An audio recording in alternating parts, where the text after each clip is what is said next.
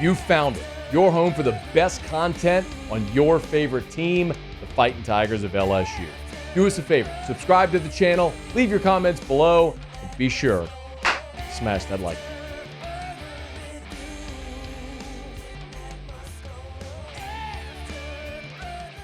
Dominic Williams is in town right now, and the post accompanying the video is, this is how LSU's coming, with like shocked face emojis and hashtag Go Tigers on there as well. So it's Dominic Williams, it's his whole crew. They're at Supper Club. Bo Davis is there, and LSU is rolling out the red carpet for the number one defensive tackle prospect in the transfer portal. As we all know, this is LSU's single biggest remaining need. Brian Kelly has said it over and over again, said it after the spring game. The one position they're really going to be targeting in the portal is defensive tackle. So just a reminder of how this works for those that don't remember. I think we probably all know by now, but just as a refresher, if the deadline to enter the portal, that portal window is closed. Once you're in the portal, you can commit to your school anytime you want. Now, in order to be eligible, you have to enroll in the school in time for the semester in the fall. But right now, you're obviously just continuing to target players at positions of need that you may want to add right now. And as we look at the numbers, just a very quick refresher, in this portal window, in the spring portal window, LSU has had 9 players hit the portal. It started with Jackson Howard, the defensive end. He's committed to Minnesota in his home state. Kai Preon is committed to Tulane. Connor Gilbreth, Ryan Robinson, Jeremiah Hughes, all uncommitted. Ryan Yates is going to Cal. Christian Braithwaite, Joe Cryer, John Emery, all uncommitted. So in total, for this entire year, since the end of the season, 26 players from last year's roster have hit the transfer portal, 9 here in the spring window. Now, when you look at the incoming transfers for LSU, that's where I think we can look at what LSU has done for this roster and what they still need to do. I'll just run through very quickly as a refresher of who they brought in, because they've added 7 transfers already. And remember, at best count, they're somewhere in the low 80s, 82, 83 scholarship players. So they could add 2 or 3 more scholarship players without any more attrition. Gio Paez, the defensive lineman from Wisconsin, is already signed. CJ Daniels, the receiver from Liberty, who went through spring ball. Same with Austin Osbury, Xavion Thomas, Jair Brown, Jordan Gilbert, and A.J. Swan. So those are your 7 incoming transfers in this spring portal window as well for LSU. Or, I'm sorry, coming in for this season. And we'll see the one they've added here in the spring, obviously, is Gio Paez, who was not here for spring practice, but will be here over the summer. And now they've got to add more. When we look at the positions of need, number one, notably, of course, is defensive tackle.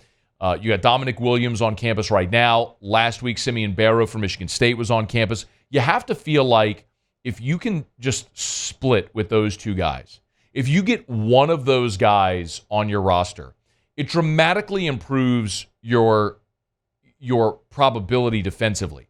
Brian Kelly, find that for me, Muse. Brian Kelly talking about Jacoby and Guillory, because it was after the spring game, and Brian Kelly was pretty direct when he was talking about the defensive line.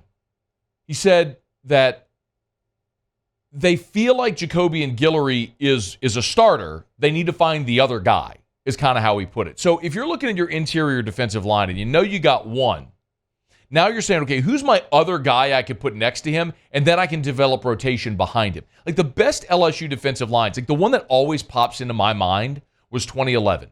In 2011, across that defensive front, rotated 11 different players. I mean, they had like all-America talent up front. I mean, obviously Michael Brockers was a stud and became a first-round pick, and you had Benny Logan in the mix as well. You had some veteran guys, and even the freaks with Montgomery and Mingo on the ends. But remember, you had guys like LeVar Edwards and Chauncey Aguirre. So you were so deep that you developed a rotation where you were always fresh. Do you have that cut? This was BK on the defensive line coming out of spring.